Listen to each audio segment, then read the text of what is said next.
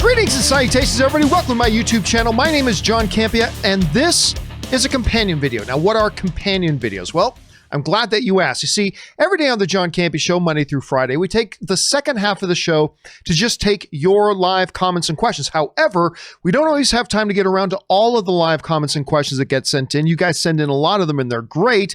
So what I like to do, if we start getting backed up a little bit too much, I like to gather up those unused comments and questions and address them here on companion videos. You sent them in.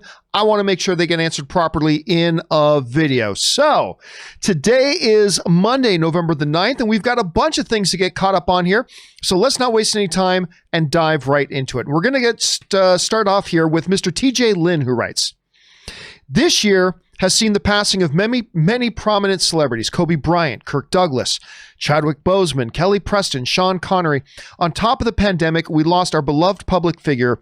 So sad. I'm glad we are close to the end of 2020. And of course, you know, we just heard that legendary Jeopardy host Alex Trebek, great Canadian kid, by the way, passed away. And it's 2020 has just been a year that really could just chew on my Italian sausage and F the hell off. I mean, I'm so ready for 2020 to be behind us, and I think we all are. Thanks for sharing that, TJ.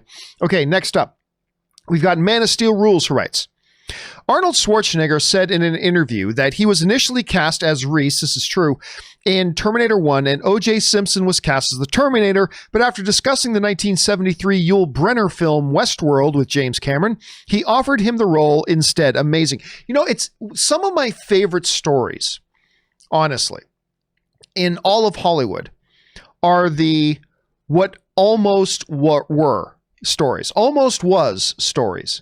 Right? Whether it's the fact that I'm sure most of you know by now, but for those of you who didn't, Harrison Ford was not supposed to play Indiana Jones. Tom Selleck was cast to play Indiana Jones. And at the last second, his shooting schedule with Magnum PI interfered, and he had to go off and do Magnum PI. And so you had George Lucas had to dig into his bag of people he's worked with before, and he went and got Harrison Ford, and the rest was history. Tom Selleck did great and became iconic as Magnum PI, and obviously Harrison Ford as Indiana Jones. Or Will Smith was supposed to be Neo in The Matrix. I mean, these stories are Sean Connery, who we just lost, was supposed to be Gandalf. I mean, these almost was stories are some of my favorite stories in Hollywood. All right, thanks for sharing that, Man of Steel. All right, Dwayne Jackson writes, "Hello, John and family. With a horrible 2020 almost to its end, it got me thinking with no theater equals no fun. Do you think studios are talking almost themselves, you probably mean talking to themselves, about selling IPs to streamers? They can't default on a loan, can they?" Well, here's the thing. I think the longer and longer the pandemic, we've been saying this for a long time, the longer and longer the pandemic stretches out, the more and more films that seemed unlikely to ever go to straight to streaming become more and more possible, right? Like 5 months ago, they weren't going to ever consider putting Soul, Pixar's new film Soul, directly onto Disney Plus. Wouldn't have been something they would consider 4 months ago. But the longer this stretches on, more and more of these films become like that. However, the interest payments on the money that the studios owe for the production of these films, some movies like Black Widow, Wonder Woman 84, James Bond, Dune, stuff like that, these are movies that have such upside potential of their box office that it is more than worth it just to continue to wait. So the smaller the films, the more likely becomes that they could go directly to streaming. But the big ones, more than likely, unless there's some hidden meaning like Mulan, obviously there was a lot going on behind the scenes there, so it became an option for streaming. But things like Black Widow, Wonder Woman 84, the pandemic, I'm not going to say never, but the pandemic would have to stretch out even longer. Like it would have to stretch into next summer. I think for the bigger films that have a lot of financial upside, when it just becomes very easy, not to mention, they're going to get pennies on the dollar going to streaming. So that may not actually be a good option for them either. But again, the longer the pandemic stretches out, the more likely certain films become an option, you know? So we'll have to wait and see. All right. Thanks for writing that in, Dwayne. Good question. Suthius writes, Hey guys, after I rewatched Mandalorian episode 9, I noticed, that was of course season 2 episode 1, I noticed that Cobb Vanth's hair stayed in place very well throughout the episode. So I pondered, do people use hair products in the Star Wars world? I use it in the real world, so I suppose I'd use it in that world. Well, listen, it's not just Star Wars. I mean, seriously, even look at Star Wars, right?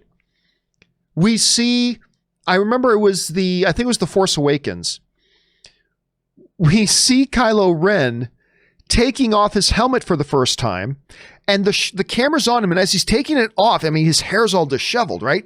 The camera cuts away to another shot. I think it was of Rey, I think. And then when it cuts back to Kylo, his hair's perfect again, right? And it's not just sci-fi stuff, like in the Star Wars universe. It's all the time. You know, guys riding a motorcycle. I'm sorry, when you take off your motorcycle helmet, your hair doesn't look that good. Or what have you, getting out of a helicopter where he's wearing the helicopter helmet. I'm sorry, in the real world, your hair's not perfect coming out of that. So it's not just Star Wars that does it. Just look for that in your favorite TV show or movies. It happens all the time. All right, an anonymous viewer writes, non-movie related, but RIP to good Canadian Alex Trebek after a good battle from cancer. You know, Anne is the one, I think Anne and I were out on a walk. And Anne was checking her phone. And she's the one who told me he passed away. And I obviously fell behind on the Alex Trebek news. I mean, I don't follow television news that often, but I was under the impression he was like still in the midst of the battle. I don't know why I thought that. I don't know why that was in my head, but it was really sad. It was really, really sad to hear about his passing. We lost truly a great television star. Good Canadian kid, but a guy who defined television for multiple generations of people. I mean, he was, you know, when you think of game show hosts, you're going to think of Bob Barker. You know, you're going to have your Mount Rushmore of game show hosts of all time. You're going to have probably your Pat Sajak. You're going to have Bob Barker, and Alex Trebek is going to belong up there as well. All right, Ben Burnside writes, after hearing about Alex Trebek, I decided to watch Saturday Night Live Celebrity Jeopardy. Some of the best stuff ever is that Saturday Night Live Celebrity Jeopardy, to laugh in order to lighten the mood. But doing that just made me more sad, as I realized that Burt Reynolds, Sean Connery, and Alex Trebek were in that skit, and now they're all gone. It's true.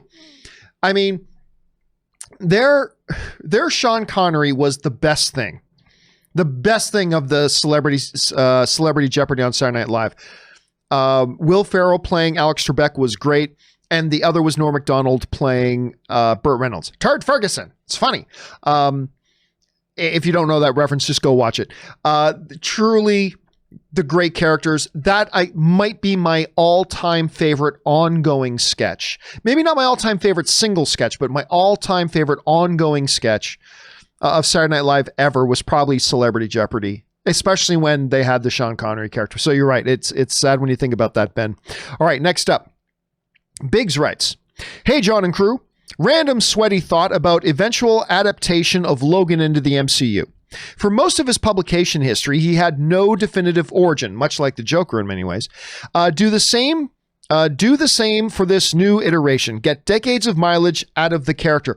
Listen, I am actually all for that. I don't know if I said it on the show before, but I know Rob and I were talking about it with our friend Jason. And I remember thinking, if and when they do get around to bringing in Wolverine, don't tell us his definitive origin story. Just don't tell it to us. Now, in the X-Men movies, they played it pretty well because they made that part of a longer storyline, right? Because when we meet Logan in the first X-Men movie, we are as much in the dark about his origin as he was, right? And it becomes an ongoing thing about trying to get back there. But even that, what he's thinking about in those movies about coming out of the water, but even that's not really his beginnings. That's just his beginnings with the adamantium. So they did something good, but I am with you. While I wouldn't mind an explanation how in that universe he gets his adamantium, and they can vary from the comics, that's fine. His true origins? How old is he actually? We don't need to know. Keep an air mystery about that. So I'm with you on that, Biggs. I totally am. All right. Preston the Kryptonian writes, Mandalorian Season 2, Episode 2, which I loved. I know some people didn't. I freaking loved it. I'll debate that episode with anybody. Anybody, anytime. I thought it was great. Anyway, Mandalorian Season 2, Episode 2, Hoth meets Alien. Seriously, I thought we were going to get a Star Wars and Alien crossover. There's a lot of homage in that. Crossover in the cave where Baby Yoda eats the spider creature out of the egg. By the way, that place looked like a Wampa cave. It wasn't Hoth, was it? It actually didn't look like a Wampa cave. It was too cavernous. It was too big, if you will, right? So I didn't think it looked like a Wampa cave, and I assumed it wasn't Hoth. Listen, it's a big, big galaxy. More than one galaxy has snow. So no, I didn't think it was Hoth at all. I mean, for all I know, Jon Favreau is going to come out someday and say, yeah, it was actually Hoth. Okay, fine. But until he says that, I don't think it was Hoth. But yeah, listen, it was thrilling, totally had an alien vibe to it, and it was scary and thrilling, and oh, I loved it, Preston. I absolutely loved it. All right, next up. Flutie Flakes, one of my all-time favorite CFL quarterbacks, Doug Flutie, who later went to the Buffalo Bills and was betrayed by the Buffalo Bills. Anyway, just watched the great movie called Seahawk Down. Buffalo had a good game against them. Was a sequel to last week's Cheater It, never mind. And Bills might not be a Super Bowl contender this year, but it's great to finally see them pose the threat, and you guys are still my favorite talk show hosts. Well, listen. Yeah, I mean, the Bills they were my team for the longest time. The Bills, partially because of where I lived. Like, I lived very close to Buffalo, right? Hamilton, Ontario is like a stone throw from Buffalo. An hour and I was in Buffalo. So it had a lot to do with geography, but the Buffalo Bills were my team for a lot of years until... Like, I started watching football when I was much younger during the Jim Kelly era. And they were my team until the Buffalo Bills betrayed the fans by betraying their quarterback, Doug Flutie. Doug Flutie was tearing up the league.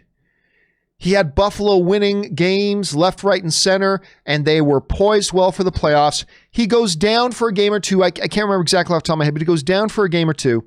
No, didn't even go down. Sorry, take that back. Didn't even go down. I was thinking of Tom Brady for a second. They come to the playoffs, and they decide this kid, I believe his name was Johnson, is going to be the starting quarterback. This hot rookie they had drafted. Doug Flutie had been their starting quarterback all year. Doug Flutie got them into the playoffs. And then when they got there, they decided, yeah, Flutie, you just stay on that bench. You just stay on that bench, Miracle Doug. We're going to go with our rookie in the playoffs. What? I was so upset on two levels. One, I was so upset for Doug Flutie. He carried you to the playoffs. He was one of the best players in the league that year. And then you do that going into the playoffs. So I was mad for Doug. But as a Buffalo Bills fan, I was outraged. It's like, this guy is our best chance at winning. He got us here, and now you're going to start this kid? No offense to the kid, and no hate to the kid. Not his fault. That's when I stopped being a Buffalo Bills fan. And I had started following the Patriots because ever since Coach Parcells went there, I started following because Coach Parcells went there. And then the rest is history. I still have a soft spot in my heart for the Buffalo Bills, but they stopped being my true team when they betrayed the fans. They betrayed me, damn it, that year with Doug Flutie. And of course, he had his own cereal. He had the Flutie Flakes. Anyway, Michael C., but they are a threat this year. Make no mistake. I believe they are a contender this year.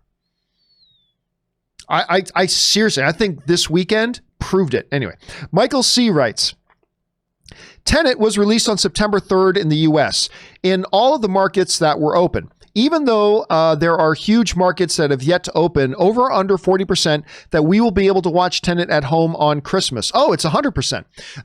You might have missed it. They announced already that we've known for a while that they were looking at December for VOD and home video release, but they have made it official. December 15th. December 15th is when you're going to start to be able, at least with physical media, I can't remember if physical media first is going to come first or if the streaming is going to come first, like the VOD is going to come first. But at any rate, December 15th, you will be able to watch Tenet at home. You will be able to watch Tenet at home. Okay, next up. Ryan Lohner writes, I love recognizing music from earlier films in movie trailers, often in a totally new context that can still work just as well. One of my favorites is the Misery trailer using music from Alien. I love it, but I'll tell you what. I believe it's Requiem for a Dream. Hold a second.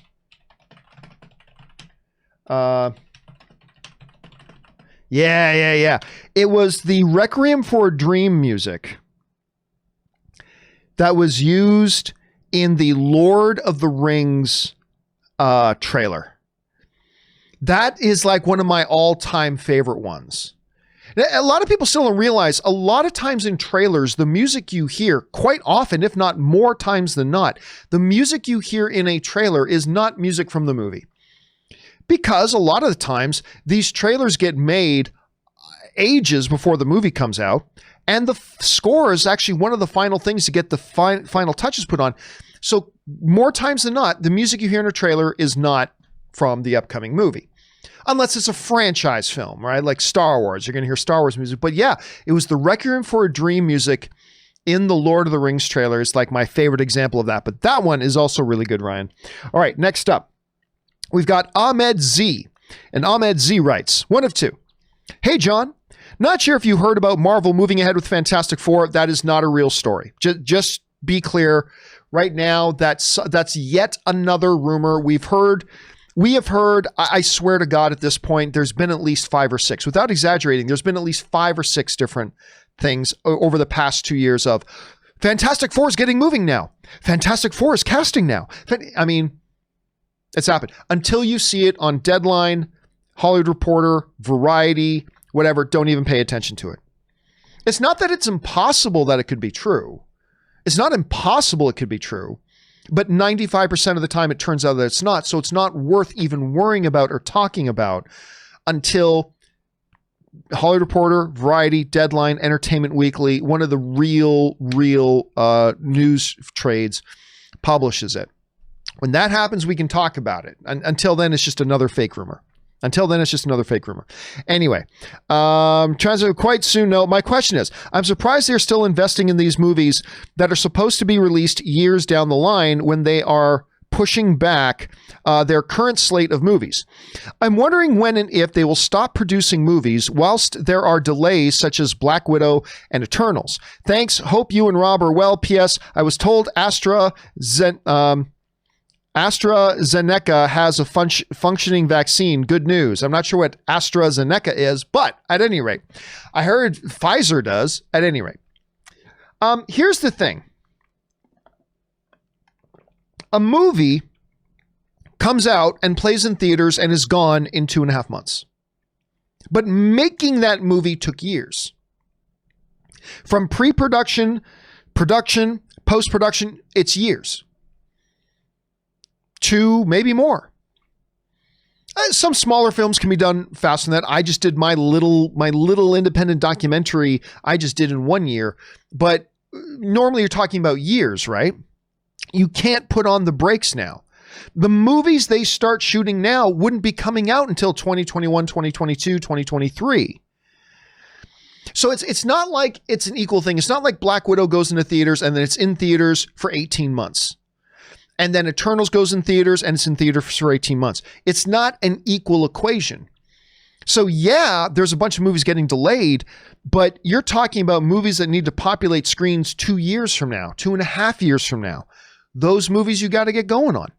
So that's why production is still going. That's why they're still making them. That's why they're still moving them. Because if you don't do that, then you're going to hit a window of time in about 1.5 to 2 years from now when you're going to have like 4 months, 8 months, 10 months where no movies come out because nobody was making them. You know what I mean? So, and not to mention they already had a number of months where they couldn't produce anything. So now that they're able to get back into production, you got to produce. Because it's not about making stuff that comes out in 8 months. It's about stuff that comes out in 2 years. You got to get the wheels going. You know what I'm saying? All right, next up. Let's see. It's a good question, though, man. All right. Koa1708 writes, as I watch The Mandalorian, and even going back to the original Star Wars series, I still cannot understand how people can forget who the Jedi were. It's not that long ago when there were Jedi everywhere. This seems like a hole in the lore. Well, this has come up many, many, many, many, many times. There's a few things you have to understand. Number one, the galaxy is vast. I am sure there are many worlds, entire worlds, that were never visited by Jedi. And some worlds where maybe once in a lifetime a Jedi would pop up there. Like Tatooine, right? Anakin is like just heard stories of them, of Jedi, right? This is back when they were still doing it. The number of worlds outnumbered the number of Jedi there were in the universe. So you got to keep that in mind. But number two, I don't want to get political, okay? I don't want to get political here. But let's use this as an example. We have already seen how a blatant untruth, is that their untruth? Let me go with that. A blatant untruth becomes bought into and just accepted as a truth if the right people keep saying the untruth, right? We see that in our own world. And why then would it be impossible? And that's just over a span of a week or 2 weeks. Something that is clearly, blatantly untrue will become accepted by some as true in just a matter of hours or days, if the right people keep saying that untruth. Now, let's look at the galaxy as a whole. In Star Wars, you have the Emperor, right? Not some local councilman, not some pop star, the Emperor, who has unyielding, all-controlling power. It becomes outlawed to even speak about the Jedi. It becomes outlawed to tell stories of Jedi. Records of the Jedi are wiped from the HoloNet. They're wiped out of existence. And as a few days turns into a few weeks, and a few weeks turns into a few months, and a few months turns into a few years, and a few years turns into a few decades, and you've got many planets throughout the galaxy that never even had Jedi or seen Jedi before. Now remember, if you go to the population, sorry, I get talking on Star Wars, I can go for a while, but if you could take the population of, say, Coruscant, right? There's probably a lot of people on Coruscant, that is the core world. The Jedi Temple was there, all that kind of stuff. You talk to a generation like grandparents on and great uncles, whatever, on Coruscant, yeah, they all remember Jedi. A lot of the galaxy doesn't, right? Eventually they get passed off as myth or rumors, or we heard ancient stories, whatever. But when you go through decades of them never being able to be spoken about, all historical records are wiped out, blah, blah, blah, and you understand the vastness of the galaxy, it's really not that big of a stretch for that galaxy, for that universe, right? So that's just kind of my take on Akoa, but you're not the only one to bring it up. This is a conversation that has been going on since the prequels. It's absolutely a conversation that's been going on since the prequels, especially got reignited again once we get to the Force Awakens, right?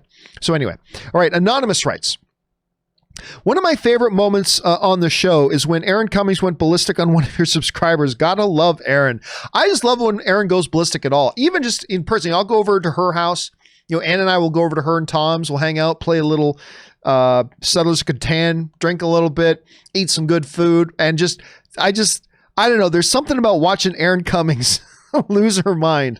That is always fun to me. I love Aaron. All right, next up, Art Barillis writes, John, huge fan. Thank you so much, Art. I appreciate that, man. Can you explain why Boba Fett is such a big deal to Star Wars? I mean, a blind guy pushed him inside the Sarlacc pit. A blind guy defeated him. Not really. No, he didn't. I have always felt that he is overhyped and overrated. Can you clear up on why he is revered so? Yeah, I mean, I think there's a couple things to keep in mind about Boba Fett. Number one, the whole thing about he was beat by a blind guy. No, a fluke happened. A totally random fluke where a guy who wasn't even trying to hit him hits him. It was a fluke and it sent him flying off. Happens, right? Happens. Al Capone got taken down on tax evasion charges. Flukes, little weird things can happen, even to the best, like Boba Fett. That being said, even if you just look at what we saw on screen in Star Wars, right? When you look at what we saw on screen in Star Wars, never mind the lore you can write about him off screen, but if you just look at what he is on screen, number one, he just looks cool. And in sci-fi, that's sometimes the very first thing to get people on board. If you got a character with an incredible design, it's going to go a long way. So he just had the coolest look. Maybe the coolest look out of any character in Star Wars. There's an argument to be made there, but I digress.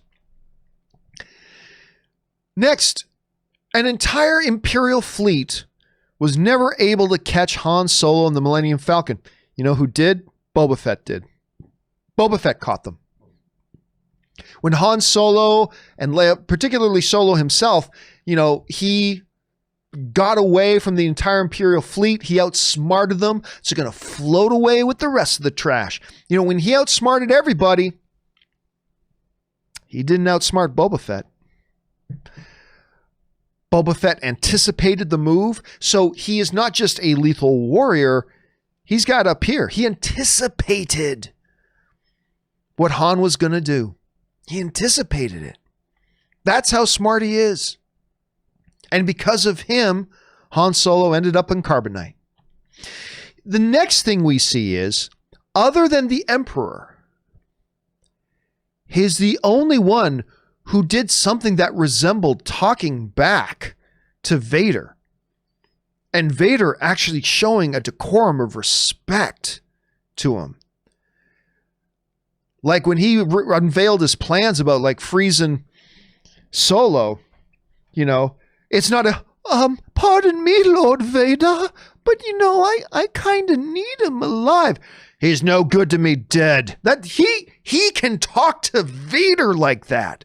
Nobody can talk to Vader like that, except the Emperor. At least nobody in Live. So you take just what little, and then that's the other key thing here. You take what little we saw of him, and it's very impressive stuff. But now add on that word little. There is something about not showing a lot of stuff. One of the things, I've argued this for a long time. This is one of the reasons why I wasn't initially on board very much with the idea of a Boba Fett movie, because one of the things that makes Boba Fett so fantastic and so beloved is that there's so much unknown about him. And there's such an air of mystery to him.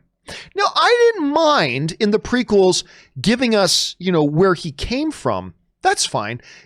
That was when he was a child. No big deal. But one of the reasons I didn't like the idea of a Boba Fett movie originally a number of years ago is because, look, I don't want to know everything about Boba Fett. I don't want tons of screen time for Boba Fett. I want there to be an air of mystery to it because that's part of the thing that makes him so cool. If you take that away, I mean, look, one of the worst things that ever happened to Star Wars was when they peeled away the backstory and we got to see the whiny little kid that turned into the whiny little teenager that eventually became Darth Vader. Now, there are people who really like the prequels, and that's awesome. I'm not trying to yuck on your yum. I'm just saying for me, it was so unnecessary. We didn't need to see that. But again, not trying to yuck on anybody else's yum. That's just my personal feelings on it. So, yeah, but now a new Boba Fett thing that now takes place much later, post the Sarlacc pit. in the era of the Mandalorian. Okay, now let's pick up a new story. This is a totally different thing now, but yeah, that's why Boba Fett's been considered so cool. That's my take on it at any rate. All right, Ryan Lohner writes, I had several ideas for what could happen in Sons of Anarchy Season 3. Oh, that's right, you've been going through Sons of Anarchy. And none of them were anywhere close to Stephen King playing Harvey Keitel from Pulp Fiction, but I'm definitely not saying no to it. Listen, first of all, you guys know Sons of Anarchy is one of my 3 all-time favorite shows. It's in my top 3. Number 1 is Battlestar Galactica, the Ronald D. Moore re-envisioning. And then 2 and 3 in no particular order are Sons of Anarchy and Spartacus.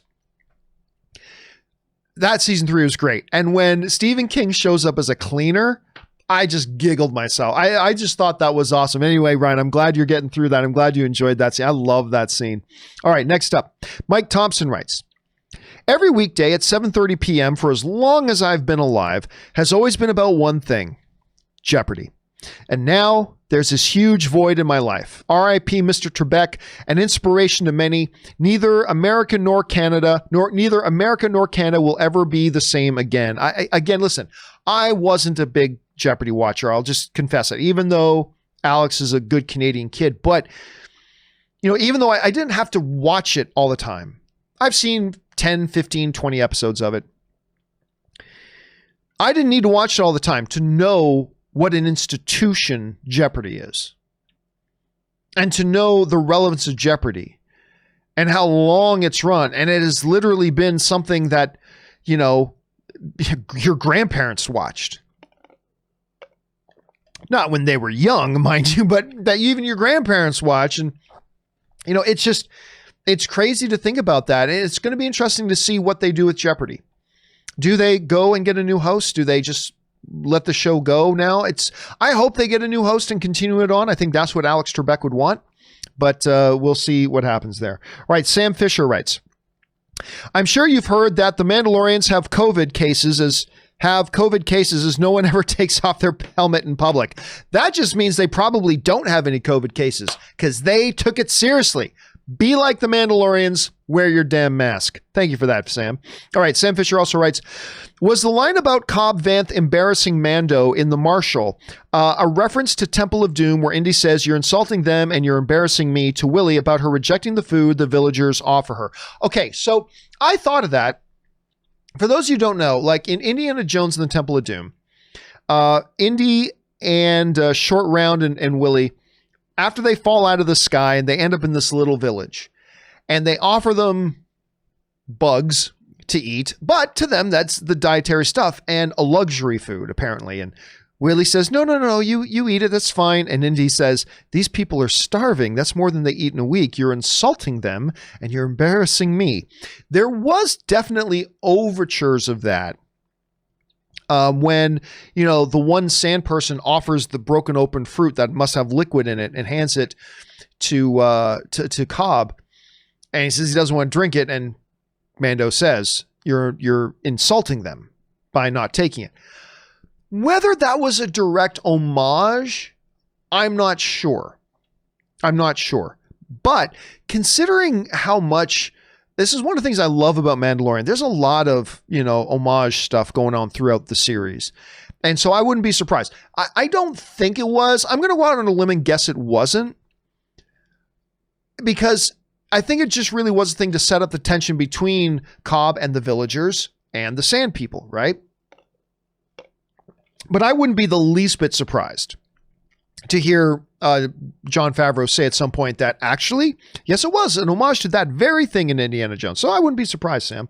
All right, an anonymous viewer writes, what's poppin', John and co-host? What are your chances that Pixar Soul will eventually be released on PVOD, that's premium video on demand, which means you got to pay for it, services like iTunes and Vudu around a month or so after its Disney Plus debut, a la Mulan? I think not impossible, but low. Look, a streaming service like Netflix, Hulu, Disney Plus is only as good as your exclusive content. You got to get Disney Plus if you want to see this content, right? A streaming service is only going to be as strong as its premium exclusive content. So I think they're going to put it on Disney Plus, and I believe it'll stay as an exclusive. I believe that. I don't know that.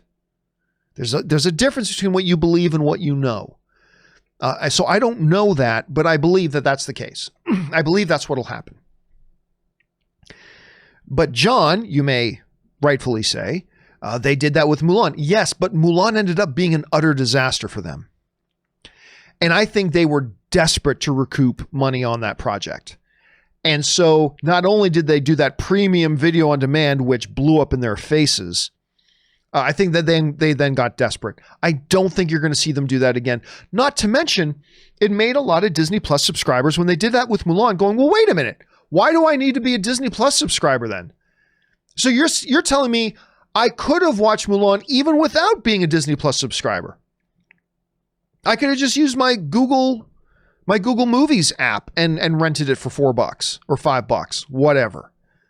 Really? So what's the point? So again, it's possible that they do.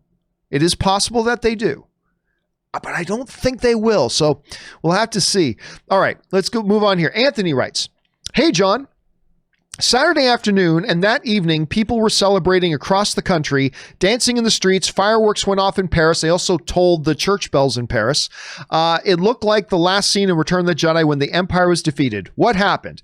Well, okay, no, I'm not going to be coaxed into making this show about politics. Okay, so I'm not going to say anything other than, yeah, it was really interesting to see the reaction of the rest of the world. It was interesting. But again, listen. I get you meant that in a very good spirit, but honestly, guys, let's keep politics, especially elections, stuff like that, out of it because, we're bombarded with that all the time. I know you meant well, Anthony. Nobody's mad at you. I know you meant well, but when we come here to my show, I want this to be a show that whether you're Canadian, American, German, from the Sudan, doesn't matter. Whether you're politically left or politically right, whether you're rich or poor, male or female, gay, straight, whatever, that here, none of that matters. We're all movie fans. We're all story fans.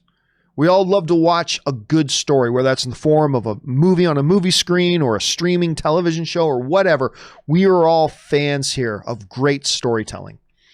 And nothing else matters to us here. So I understand you meant it well. I do. But, there we go on that. All right. Next up, Stubble McShave writes, other than Witcher, are there other TV productions that's halted? Oh, many.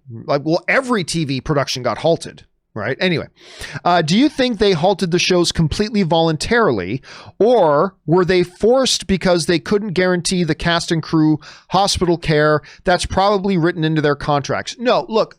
So you got to understand, when everything got shut down, that was law, right? You couldn't gather people together. When the shutdown first happened, you couldn't gather people like 20. And when you get onto a movie set or a television set, you got 40, 50, 60 people there, sometimes much more, depending on what the production is. It was just a matter of, we're not allowed. We're not allowed to do it. Once they became allowed to do it, they did it. They created criteria and safety protocols that we've seen it work. It's definitely worked with Batman and Jurassic World Dominion, and it worked with, it's working on Witcher. It's working with Witcher. Witcher will only be shut down for a very short period of time because the safety protocols have done their job. Other than that, it was just you weren't allowed to. Right? They just weren't allowed to. So that's really more the case. All right, next up. Eddie Burton writes, with the issues involving Johnny Depp, the controversy surrounding J.K. Rowling, COVID delays, and the underwhelming performance of Crimes of Grindelwald, do you think Warner Brothers is reaching that point where they just scrap continuing the Fantastic Beasts franchise? And don't forget about the Ezra Miller stuff. That's another chip in that. Look, right now, Warner Brothers is saying they're going to recast Grindelwald. They're going to move forward. Okay. I don't blame them for that, and I don't think there's anything wrong with that. But I've got to believe, Eddie, somewhere in the halls of Warner Brothers, conversations have taken place. Do we just cut bait on this? Now, look, and I say that as somebody, I really did enjoy the last one, like Crimes of Grindelwald. I like that movie. I'm not a Potterhead, but I thought that was really fun. I remember me and Cody Miller. Cody, you go, of course, you guys know Cody. He's Olympic gold medalist. So far, a perfect record in movie trivia, schmodown stuff. Love Cody. I had a special invite a month before the movie came out. A special invite from IMAX to go to the IMAX headquarters and watch Fantastic Beasts: The Crimes of Grindelwald. And I'm going to see if I doubt I'll be able to find it, but I'm going to see if I can find it here. So Fantastic Beasts and the Crimes of Grindelwald. So I get this invitation. Now, I got it for the main reason I accepted the invitation was because, for those of you who may not know, my wife, Ann Campea, is a major Harry Potter fan. Like psychotic major. Oh, look at this. I did find it. My wife is a psychotic Harry Potter fan. But I forgot that she was going to be out of town and she wasn't going to be able to go. So here I was with just a couple of days to spare, and I had this spare ticket to this big event. So I got on Facebook and I put up on Facebook, hey, any of my friends, real friends, not just Facebook connections, but actual people who know me, any of my friends out there interested in Harry Potter? Now you got to understand, Cody Miller and his wife, Allie, and they're expecting a baby now any day. Cody and Allie, they live in Indiana. And they had like a Harry Potter themed wedding. Like they are major Potterheads. So anyway, I'm like, this Friday, I'm going to this thing at IMAX. Who wants to go? On Wednesday, 2 days before the Harry Potter thing, Cody Miller writes me and he says, dude, do you still have that ticket? I'm like, yeah. He goes, I will fly out there tomorrow. So this is Thursday. I will fly out there tomorrow to go. I will fly from Indiana to Los Angeles so I can come and watch this movie with you. And then I'll fly home the next day. And sure enough, Cody Miller the next day booked a flight. There's me and Cody at this Crimes of Grindelwald thing at IMAX. Cody flies out and we go to see this. It was actually pretty sweet. We got these like really amazing custom wands that you would have to pay a lot for, like Disneyland. They were just giving them out to us at this place.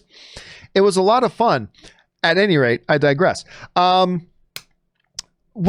got me on that story? Oh yes, just the fact that I like Crimes of Grindelwald, and Cody liked it too, and he is a big Potter fan. And honestly, my favorite thing about Crimes of Grindelwald was Johnny Depp. I thought he was the best part of the movie. I thought he was great as the villain in that. But you know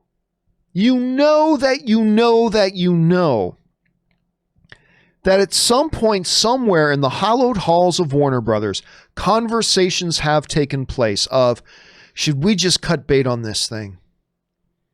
Between all the controversy with Ezra Miller, between the controversy with J.K. Rowling and, you know, which frankly I thought had been blown out of proportion, but she did get herself in a bit of trouble online.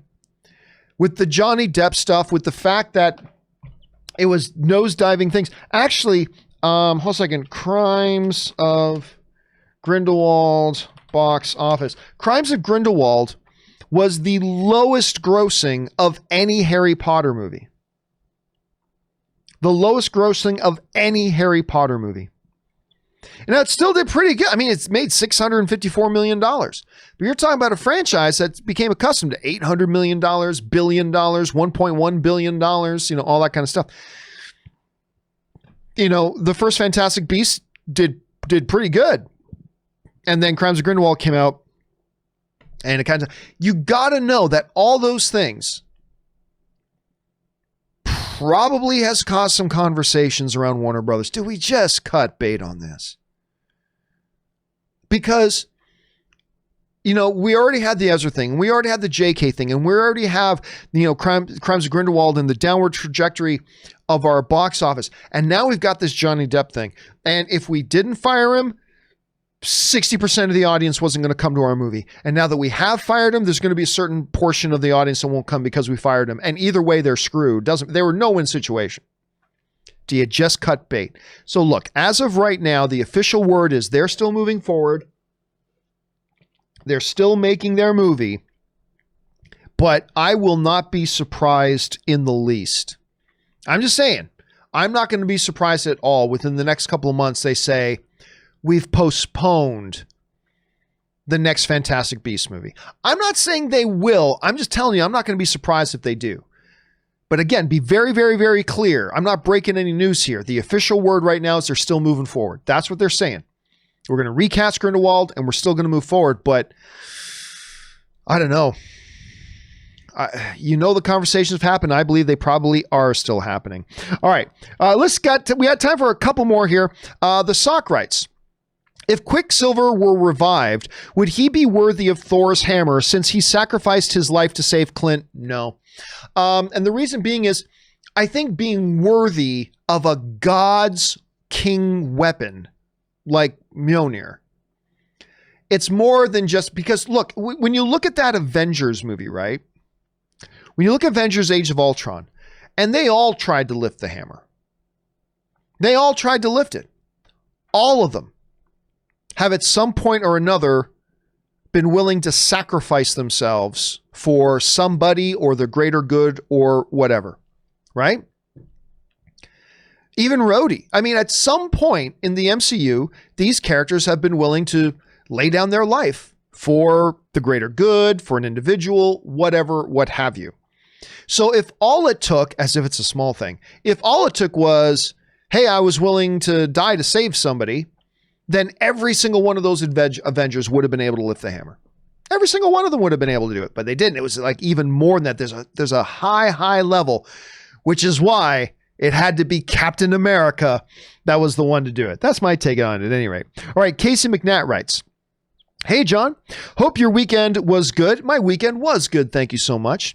Well, 2020 took another legend from us this weekend. One of the longest reigning game show hosts has passed away. RIP Alex Trebek. And, we've been talking about that in this show. And again, it's just, I mean, look, on the one hand, I believe he was 80 years old, right? He had a tremendous run with, glory and fame, and his name will be spoken of as long as television game shows exist. He has entered the halls of Valhalla. But again, it's sad because I really thought he had, for whatever, again, I have no reason. I can't even explain why I thought. I kind of had in my head that he was fighting the good fight, or I don't know. But it was very sad to hear it nonetheless, Casey. All right, next up, we got Jesse, who writes, I feel like after this episode of Mandalorian, I realize why I don't much care for the mechanic character. To me, it feels like she's acting like this is a stage show and she's playing to the back row. Her character comes off as overly expressive and exaggerated to me. Yeah, I don't know. First of all, I think your analogy is actually pretty right. She does play the role like she's on a live stage. But, we often talk about on this show, whenever it does come up, that stage performing is a very different thing than acting in front of a camera. And that's by necessity. You have to act differently, right? In front of a live audience on a stage. And you know what? I don't think you're wrong about, she does play it a little bit like she's playing on a stage. But the things that I don't like about that mechanic character on Tatooine and Mandalorian isn't about her performance, honestly. It's really more about the writing of the character. I'm just not a fan of how they write the character. They write her like a do-do-do-do-do-do kind of character, and I don't dig that so much, but it's really not so much her performance of it. I think she's probably taking the dialogue and performing it in such a way that she thinks probably brings it to life, and that whoever the director is saying that this is how you bring this to life. But again, to me, it's more about the writing of the character. That's more the thing to me. But yeah, I think you put your finger on it there a little bit about it does feel like she's acting on stage. That's actually a pretty good observation. All right, last one. we're going to cover here is, please cover this news, writes. I know you're a big MMA fan like me. Deadline just reported that Michael Bisping will star in a lead boxing tale, The Journeyman, which is about a boxer who loses an eye, which makes Bisping perfect for it because he's got the one messed up eye. Director Dax Fleen and will shoot in the UK. I did hear about this, and I have zero interest. Now, look. Michael the Count Bisping was a great, entertaining fighter. He was a great and entertaining fighter. I actually ran into him once at the Los Angeles airport. I ran into Michael Bisping once. And anyway, always entertained. I think he's a great color commentary guy when he does color commentary on UFC fights now. He's retired. Of course, he was middleweight champion of the UFC. Lost his middleweight title to my all-time favorite fighter, George St. Pierre, or Batroc the Leaper in the MCU, but George St. Pierre defeated him for the middleweight title, becoming a 2-division champion.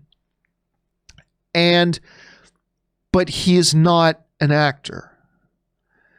Giving leads in films to non-actors is never a good decision.